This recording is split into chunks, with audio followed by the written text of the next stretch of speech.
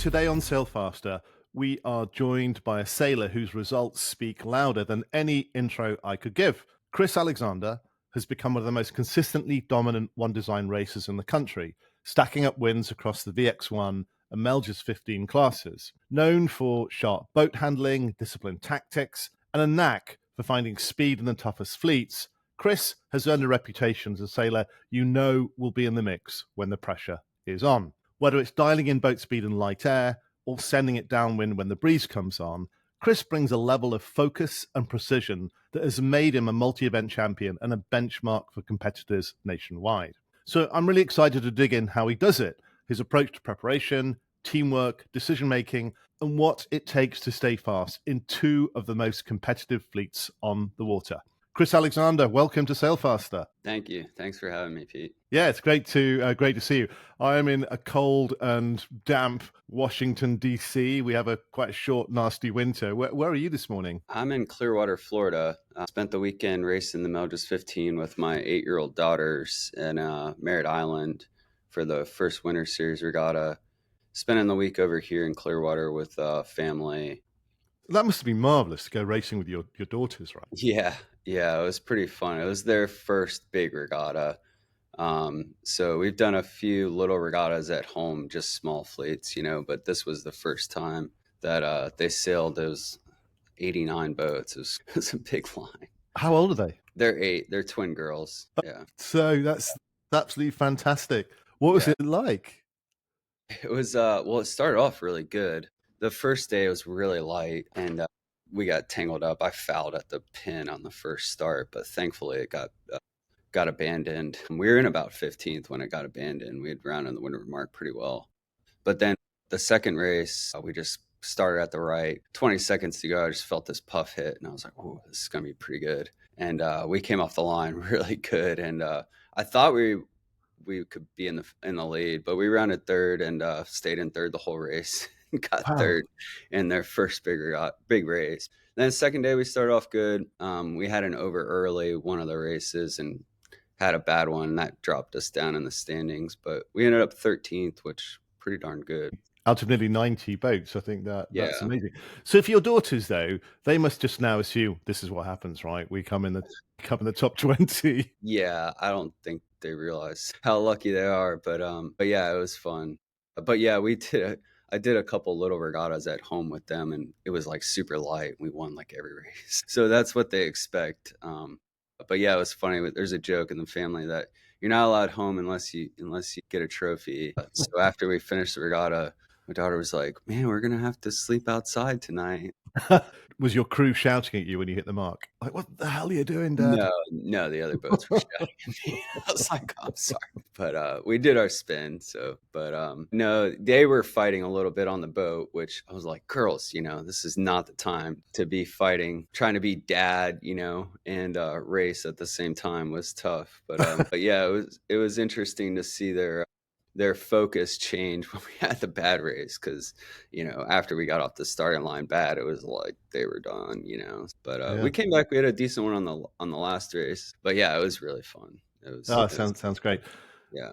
Now, Chris, did you sail with your parents, your mum, your dad, anything like that? Yeah, I did the usual kind of youth sailing thing. I grew up in Fort Myers, Florida, at the Edison Sailing Center, which was a volunteer place, great for a lot of broken boats, and we had free reign and a lot of freedom, so we were able to do a lot of stuff that other kids didn't really get to do if you were in a more traditional yacht club setting.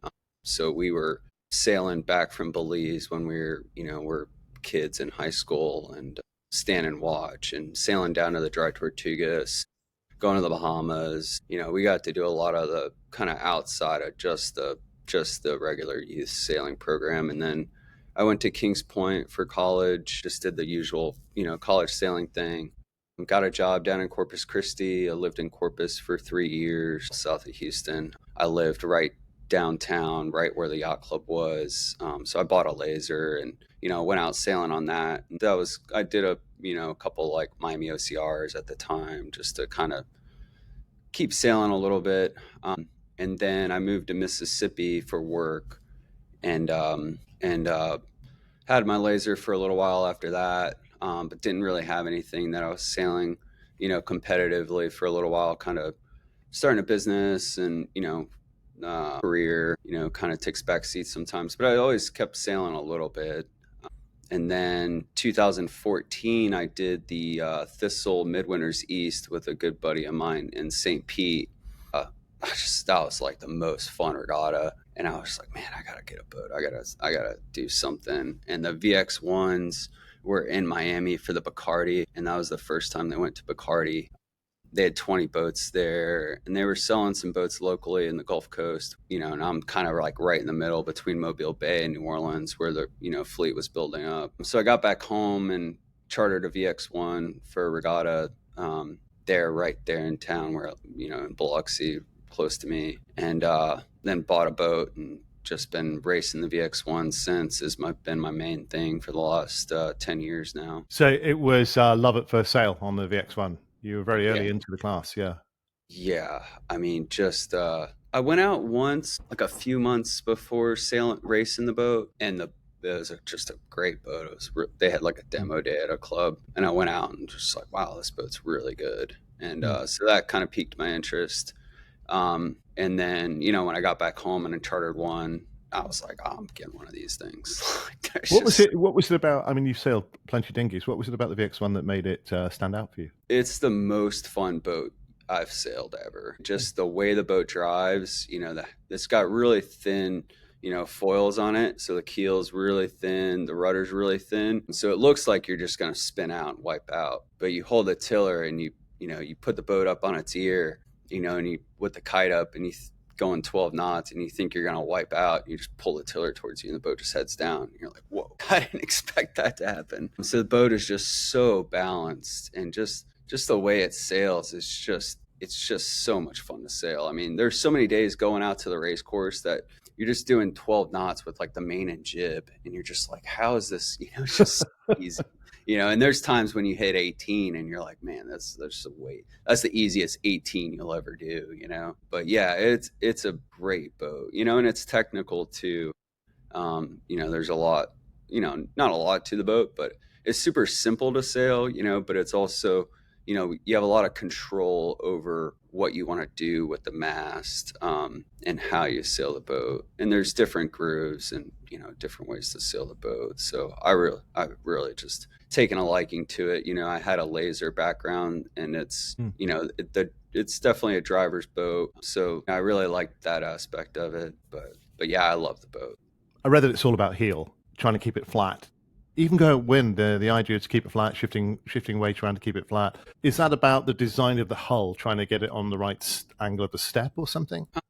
I think keeping it flat, it just, you're putting more power into the centerboard, into the keel. It just feels like but it's also a boat that you can, it's got really thin foils, so really short cord length. So it can create leeway really easily. So Mm. it's really about managing, I would say, leeway. And I definitely sail pretty flat. Like I think, pretty flat. And I think, just how you react to every little change in wind direction and puff, and how quickly you can react, keeps the boat more steady, and the consistent angle of heel, I think is really important. And I think where that comes in is just how quickly you can react to anything, and how well you can anticipate those changes, and make those adjustments. When the puff hits, can you head up the tuning right in the boat? I've thought a lot about, like, why does a boat feel good? And I think a lot of that feel comes through the rudder, just the way the boat heads turns. So that's something that I, focus on, is like, how quickly does the boat turn and react to what I'm doing? If it's not reacting quickly, I feel like that's probably slow. I have to admit that I've never really sailed on a dinghy like that. On a keel boat, managing leeway is about keeping obviously flow over the foils. The foils are bigger, keeping the flow over the foils, which means sometimes footing in order to get that flow going before you can head back up again. Is Yeah. it the same? Just want to hear about that. Yeah, I think I excel well because I wouldn't say I've always been a pincher, but you have to pinch in college sailing. It's just that the lanes are so tight. Mm. And so you get good at pinching in FJ sailing in college. And then when I got in the VX, everyone just, kind of gave me crap. It was like, oh, you're such a pincher. And it's like, I pinch because it works. And I think one of the things I've realized is, pinching, in big fleets, and why I do well in big fleets is because I'm good at keeping the bow up, in tight lanes. You can always go high, but you can't always go low. And so if you have a really fast low lane, well, you only have that for 1/8 of the race. That's only an option, halfway up the second windward leg. But coming off the line, there's no low lane.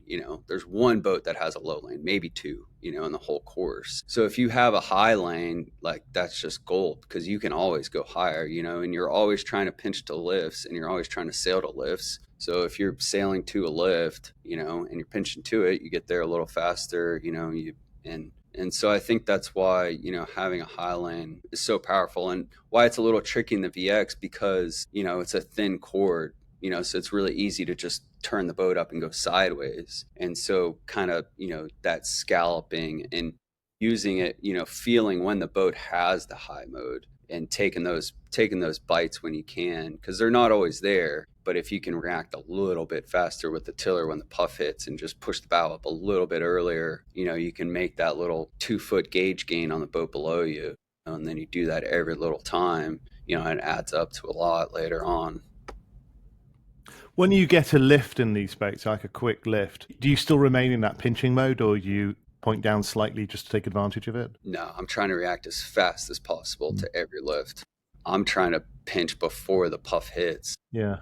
I'm Ready trying for to it. react. Yeah, because the boat turns so fast. And on the VX, it's a self-tacking jib. My way of sailing the boat is I get the jib shape as perfect as I can, and then you adjust the track line or your traveler line. So I get the shape good, and then don't touch the sheet, and then it's all on the traveler and the jib halyard. So I think of the jib halyard being pretty equal to how you use the vang on your mainsail. So I think of the jib halyard and the vang are kind of working equally in the VX1, where if I want to deep power, I'm putting halyard on and I'm putting vang on. Those are my two like gross adjustments. When you were going upwind in the manner that you're talking about, that must have been an incredibly narrow groove, right? You are dancing on the head of a pin, I imagine. Must feel like Yeah, that. but the boat's so responsive, you feel it. I mean, where you got to be. Like it's not super hard to drive. I mean, it's like I've said, the boat's so balanced. Just the geometry of the rig and the keel. I mean, they just nailed it with that. The mast step placement, head stay length, like it's dialed in. Chris, I hear you say it's an easy boat to drive, but I mean, you're at the very top of the fleet, right? Presumably, you're feeling the boat before those around you, or most of the people around you. I think it's just an understanding of what makes boats go fast. The more understanding you have, the more you can, react to the things that are happening around you to make the boat go faster. That's been a big focus of mine since I'd say like 2018. I got a new boat, and I knew the boat was going to be faster. And I think it was, also placebo of, you get a new boat, you feel better about it. You're going to go faster. So I got the new boat, but that was when I kind of dove into like what makes sailboats go fast, because I always felt like I was a smart sailor, but I didn't understand anything about rig tune and masts and how you change the shape of the sail. Like the types of boats I sailed, you never had control over those things. So the VX was the first time that, and it took me 4 years before I really cared about it. But now I understand the value of it, and it's helped me a ton, because that was like the missing link of my sailing abilities, I'd say. Presumably, Chris, though, if you had not been really focused on those for 4 years, in that 4 years, you're really building up a feel for the boat. And I'm guessing that once you attach the technical reasons why to it, I'm guessing that gave you Yeah, a good marriage of those two skills. yeah, for sure. Once that 2018, that North Americans, I got the new boat, and the first real regatta I did with it was the North Americans in Charleston with John Bowden, who you've had on the show. And and he looked at the tuning guide and he kind of knew like, hey, we're gonna sail the boat differently. And I was like, you're the pro. We can't pay. Courageous. Yeah. But he had a lot of Melges experience, and so Yeah. I was like, I'll trust. kind of trusted him on what his thoughts were on the boat and how to sail it. And it was we had some breeze that regatta, the day 1 and day 3, and we tuned the boat different. Like John just, tightened the rig up differently than I ever had. Basically just more intermediates, and I'd have always just put the caps on and thought that was what you were supposed to do. But the boat felt way different sailing with John at that regatta, and I was just like, oh, I was like, I gotta keep learning, and understand this, because this was a just totally different group than I'd felt before, and we were definitely the fastest boat at that regatta. And since then, in the breeze, I know what the boat's supposed to feel like now, and then I've just kind of dove into understanding why that was so much faster, and it's helped me a lot. How did you sort of research the technical side of it, if that's the right word for it? Just talking to people more. And then there were 2 articles on North's website. One of them was called like Span Squared, and another one was called How Sales Work. And they were actually quite technical. They had like formulas in this article, and I didn't figure out what the formulas meant, but the basics of it were like, the Span Squared one was basically the longer the length of the sail, the less induced drag it creates. And so upwind. And so that's why boats that, my understanding of it now, when I look at boats going upwind, boats that have a long leach, have a longer span, you're actually making the sail longer. You get that leach down real low. So you look at boats that go upwind well, like a Melges 24 or a Laser, those booms are really low to the water, and it just makes the boat sail faster, sail better. And then the article, How Sails Work, you'd think it was just like stupid and really basic, but there were a lot of like technical stuff in there about upwash and anhedral and dihedral shapes, and kind of changed my thinking on like headstay sag and why that's fast.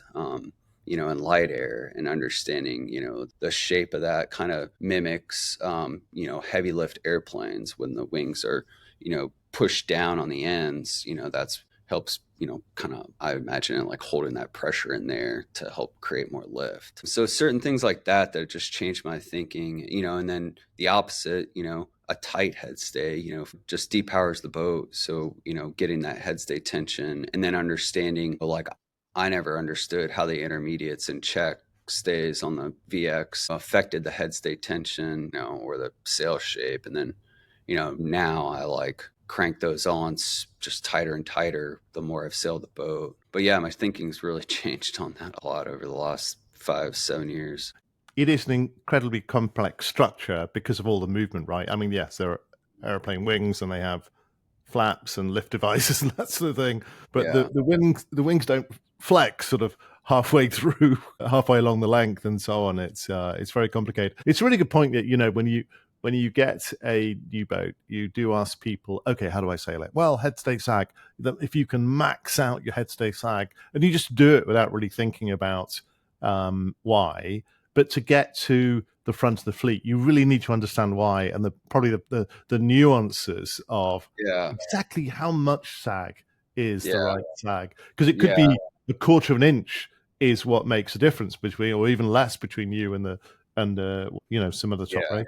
I'm Yeah. How guessing. I think about the top of my main too is a lot different just from reading those couple articles, because the VX is a fractional spinnaker. So the top of the main when you're going downwind is in very clean air. There's nothing, the spinnaker isn't affecting the top of the main as nearly as much, and then but the bottom of the main is in really bad air from 2 sails in front of it. And also from those articles, something that's really changed my thinking is how I start, which is funny, but that article explains, everyone knows when you get behind a boat you get headed because of the way the wind bends around the sails. But one thing I had never thought about until reading those articles is the wind actually bends before it gets to the boat. So if you're to leeward and ahead of somebody, that's why it's always so easy to pinch them off, when someone's behind you, because they're actually lifting you. And I think that's why so many times the left side of the starting line is favored, because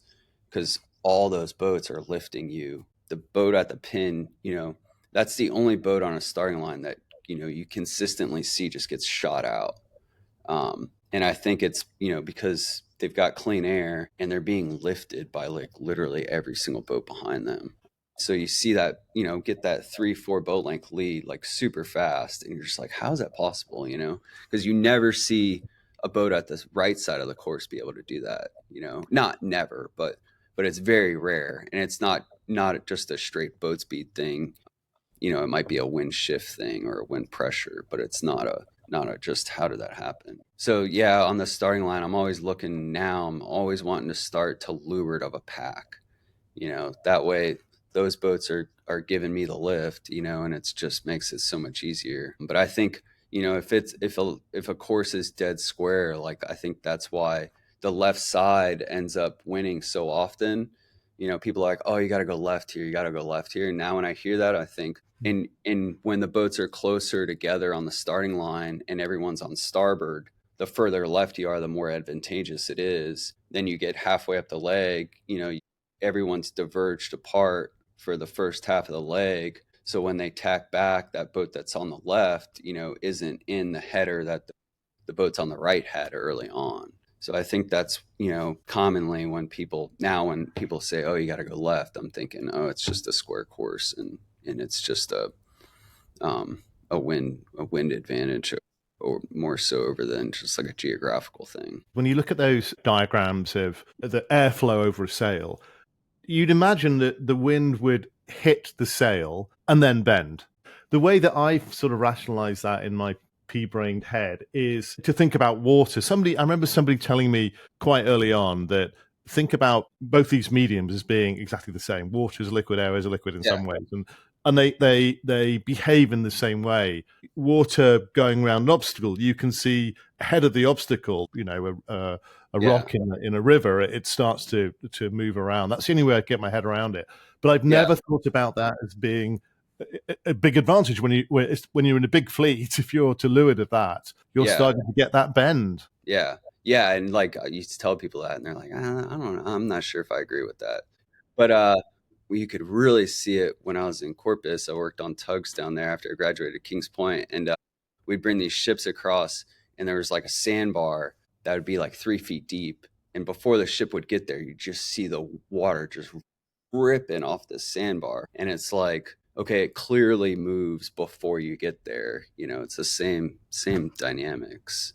Um, but yeah, that's something that's changed my thinking a lot. When it comes to upwind boat speed, something that's really I've changed my thinking on, and kind of you hear everyone says, oh, you got to keep the bow down, you got to keep the bow down to go fast. And I don't remember how many years ago it was when I was thinking about it. I was like, why is that fast? Like, what is everyone saying? There's no like mechanism to why that's fast to me. And so I think my thinking on why that's fast and what they're actually saying is you've got to extend the water line of the boat. So you got to drive the boat in a way that extends the water line. And I think you really see that in the top laser sailors. The way they drive the boat and the way you go over the waves, you're basically just trying to maximize the length of the water line in the boat.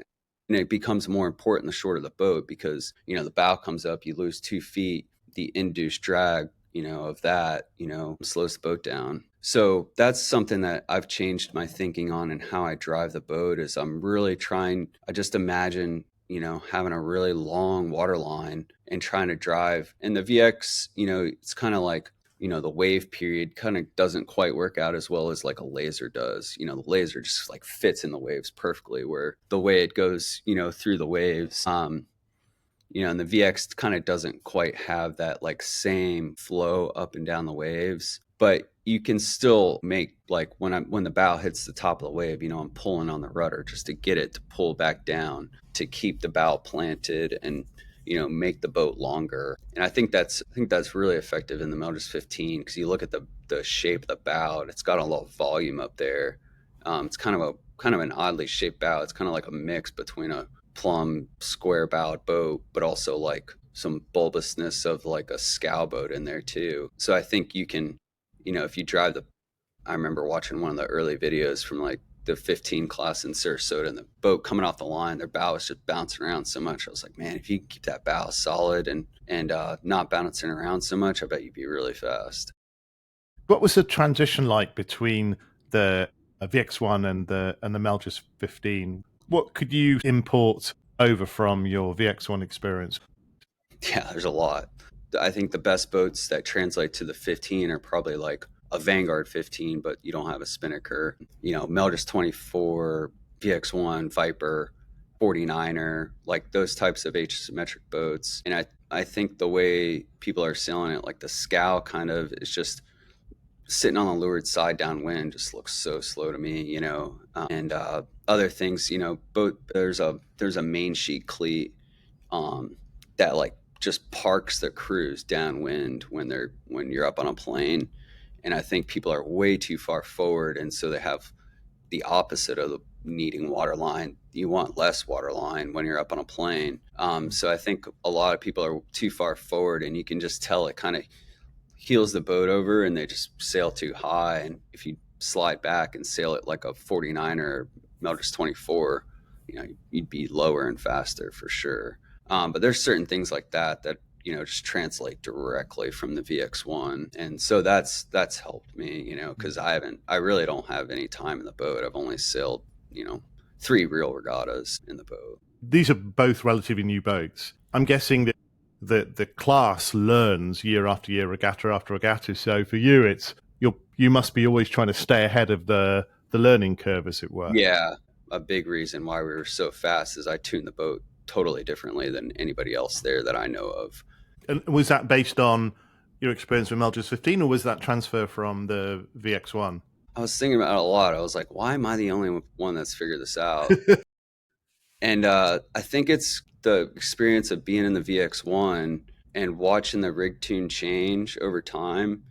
And I was pretty confident that the 15 just didn't have it figured out yet. That I've seen the changes happen in the VX over the years, and in 23, Jeff Moore just kicked everyone's butt in real light air, and he was pretty light, but he just has a different groove in light air, and he's just rigging the boat differently. And it was, it kind of opened my eyes. Like, and then for me in 18, sailing the boat with John, like we just tuned the boat differently than I'd sailed before.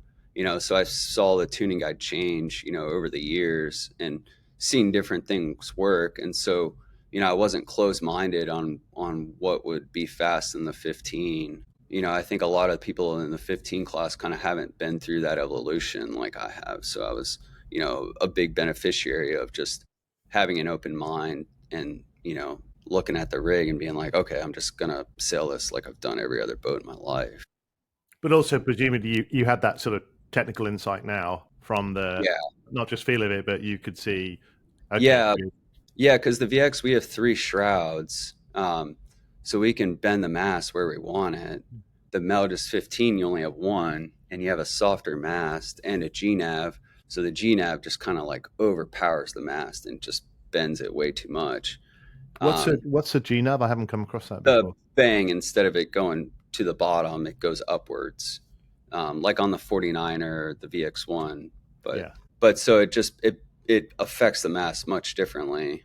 But the 15 only has 1 shroud, so when you put the vang on, you bend the mast way too much, and it helps flatten the main. But it's like it's flattening the main, but it's also bending the mast too much, and you get these big ugly wrinkles. So when I would look at pictures of the boat, it's like, well, how do you straighten that mast, and keep the head stay tension and keep a good shape in the sail, which there's not a lot you can do with that. But it was like, just progressing. Like the first day at Melges 15 Nationals, we went out and it was a pretty good breeze, and like I learned, like, you just got to ease the out haul as you put the vang on in the 15 to keep the sail looking good.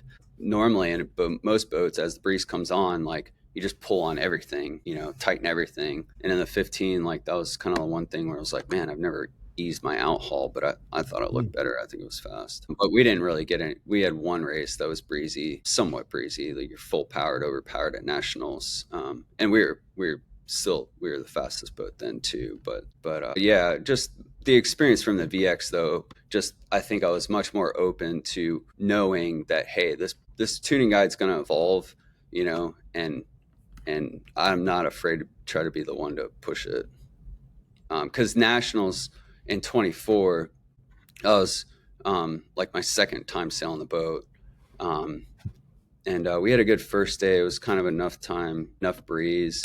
that we were hiking, and we were basically at the tuning guide.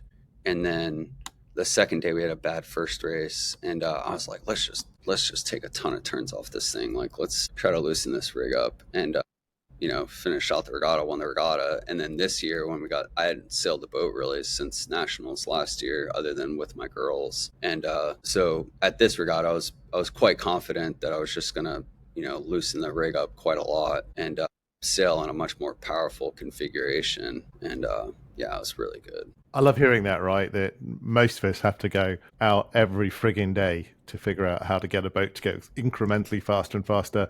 And you put the boat away for a year, come back out and win the nationals. That's sickening to hear. Yeah, yeah. What I was thinking about it though too is like I think being away from the fleet kind of helped me because I think the people in the fleet, it's like it was just a huge blind spot, um, that I wasn't like connected enough to like have the blind spot. So I just looked at it from like an outsider and more open minded about it, and I think it helped me.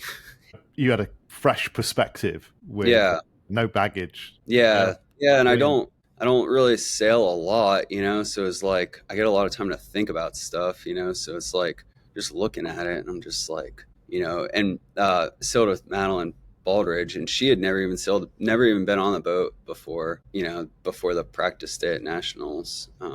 But yeah, so she was really open minded. My idea of not following the tuning guide, and she was right there with me. She was like, yeah, I think this makes sense. I'd love to know about how you prepare for regattas.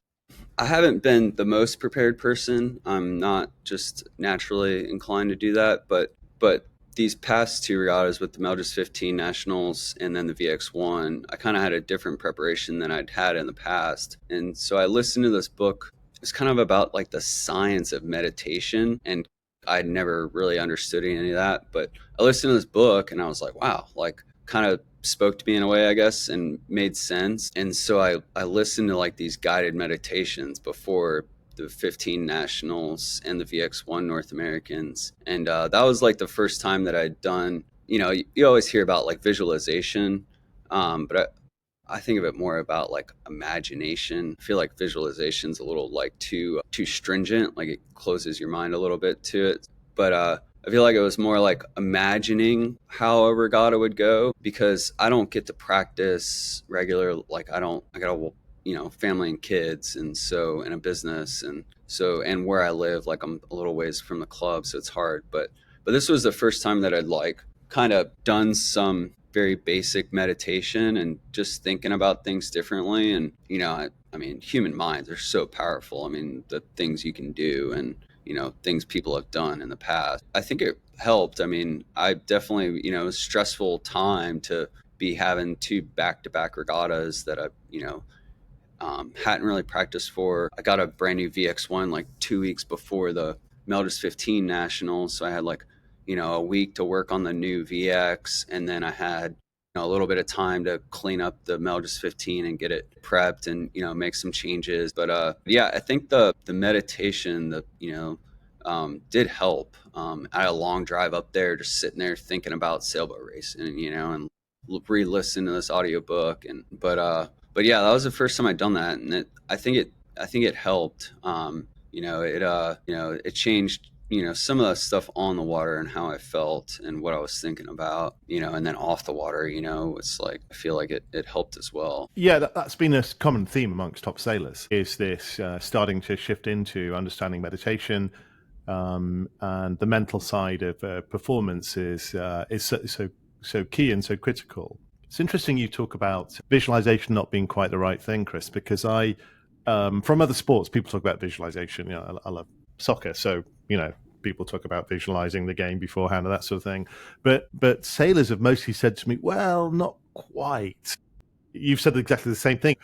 For me too, is like, the boat speed difference like isn't that much. And so for me, that Melges 15 nationals, especially, like it's a big fleet, I hadn't sailed the boat. And so I was like, my kind of meditative focus was like being in phase off the starting line. Like that was what I was like thinking about, was like coming off the starting line, getting a good start, and just getting, up in the front of the fleet. And like we literally did that every single race. I in the first 8 races, I think our worst windward mark rounding was fifth. And that's really hard to do in a 70 boat fleet in that light air that's shifty. But yeah, that I mean, I was we won the first 3 races of the regatta. Came off the water. I was like that was that was pretty incredible. Like I didn't expect it to go that well. Help me understand that, Chris, right? Because I mean, sailboat racing is about getting a good start and then getting to the first shift. How did your sort of meditative preparation for that? How did that change things for you? I think it just makes you more comfortable in the moment. There's a lot of studies about like, people practicing playing the piano and just thinking about playing the piano and they get better at playing the piano, or people even thinking about lifting weights and their muscles get stronger without ever lifting a weight. But yeah, so just thinking about like what a starting line is going to look like, and how, think about the good starts that you've had in the past, and what it felt like and how you set up and what you did. Um, I think something Madeline and I do really well is we won Bacardi and it was after we had sailed a bad regatta. I was just perfectly out of phase, like just could not get in phase. And so Bacardi, I was like, I'm really going to focus on being in phase. We sailed that regatta together with Grace Howie, and we really did a good job of like all three of us, talking about what we were seeing on the race course above us and how basically just imagining what that race is going to look like and what it looks like right then and there. I was saying things like, if I was going to start right now, I'd want to be right here on the line. I think you go for a couple minutes and tack. Like that was what I'd see. And then, we'd set up and do that. And it worked out perfectly, like multiple times. And so even being a couple minutes ahead, it still worked, at the start. A lot of times we get in that last minute, you're just focused on the boats around you. It's hard to look up and see what's going on around the race course. You just don't have any options at that point. You talk about usually you're focused on the boats around you, but in terms of getting your mindset right, you were focused more on getting out there, hitting the shift. Presumably Yeah. that clears your mind a bit, right? That's one thing you're going to think about. That must clear your mind a bit during the chaos of the start because your mind is set on this is about the shift. This is not about what's going on right now. It's about the getting to the shift. Yeah. If you can learning to read the wind too, I think is, something that's, I feel like I'm pretty good at. I feel like it doesn't get talked about enough, how to read the wind. But I mean, I have a few just simple, kind of heuristics. Like I watch, what does the leading edge of the puff look like? I always think about like a new sea breeze coming in, the leading edge is 90 degrees to the wind, or thereabouts. And so when I see puffs coming down, I'm looking at the leading edge and I think about the wind being 90 degrees to the leading edge of the puff, on like a more cat's paw type puff where it's spreading out. Like it's not exactly like that, but it's still like the leading edge is like my indicator on how I read the puff, and then just where the puff's hitting you from. Like if it's, if you're sailing upwind on starboard and it's hitting you over your shoulder, and you got to look to your right to see it, then that's going to be a lift, Yeah. and then if you see the puff directly in front of you and you're ramming into this puff on, it's coming from your bow, that's going to be a header. And that's just my basic way of looking upwind and how to read it, and then you're just looking for dark water. When you say looking at that leading edge, I mean, you're looking at the water, right? Yeah, I just think about it like a new sea breeze coming in, like it's glass, and then you see a line of water kind of wind coming. That's the leading edge of the puff. The leading edge of the wind line is 90 degrees to the wind or thereabouts, typically. And so that's kind of how I read puffs on the water. And I think that is a good, simple way to do it. And I feel like it doesn't get talked about enough on how to do that, but that's my way of doing it. So 2 weeks after the Melges 15 Nationals, you went to the VX One Nationals this year, and you were telling me a fantastic story about that regatta. So I'll let you tell it. Yeah. Well, it was really light to start the regatta, and I just got the new boat and I hadn't quite figured out like the rig tune on it. I just didn't know the numbers on like the dimensions because I try to get dimensions on my shrouds, because you can always measure that on the water, but you can't measure it with a loose gauge on the water. And it was light, and I don't know, it just didn't have the boat moving right. So we were in ninth place we were in 10th after day one, after 4 races. And then the second day, we only got one race in, and we got a 6. We were up to ninth. But we were a long ways out of first, more than 20 points. I never even added it up, honestly. I knew it was more than 20.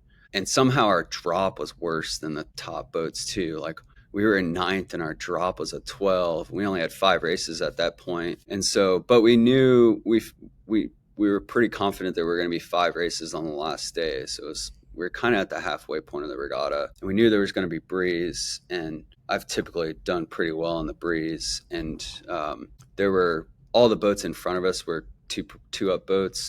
We were the first 3 up boat, and we weren't that much heavier than many of those boats, but just didn't quite have the speed in the light air. But the practice race was we were in the hiking straps at least, and we were really fast. And we had a bad start and just came back. We rounded second. It was like, wow, we definitely going fast there. So we thought we had a good shot at having a really good day. Ricky was super excited, who I was sailing with. He was like, before, I never even looked at the forecast really. I knew there was going to be more breeze, but it was mostly just from Ricky telling me there was going to be more breeze. But yeah, we sailed out, and it was pretty good breeze. It was like 12 to 15. It was just perfect looking day, and we sailed out, and it was we didn't say anything humble on the race course or on the boat about what we were going to do that day at all. I mean, it was just it was full on, like, we're going to go out and murder this day.